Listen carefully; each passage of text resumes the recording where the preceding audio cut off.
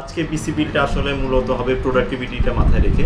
Productivity বলতে mainly আমার video editing এবং হচ্ছে যে গ্রাফিক্সের কাজগুলো আমি করি সেগুলো মাথায় রেখে আসলে পিসি বিল হবে। মেইন প্যারাটা হচ্ছে যে আমি বাসা থেকে হচ্ছে সব সিলেক্ট করে গেছি হচ্ছে ইন্টেলের। কালকে রাতে বসে বসে এগুলো সব ঠিক করছি যে ইন্টেলের মাদারবোর্ড কোনটা নিব, প্রসেসর কোনটা নিব।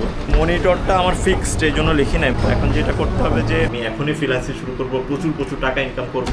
প্রায় 13 বছর পর নতুন করে আবার পিসি বিল করতে যাচ্ছি। কোথায় আসলে কম পাওয়া যাচ্ছে সেটা খুঁজে বের করতে হবে। ময়লা জমতে দেওয়া যাবে, ফ্লোর দিয়ে বাতাস দিবেন। আর একটা যে রং করে যে ব্রাশ, ওগুলো একটা কিনে নিবেন।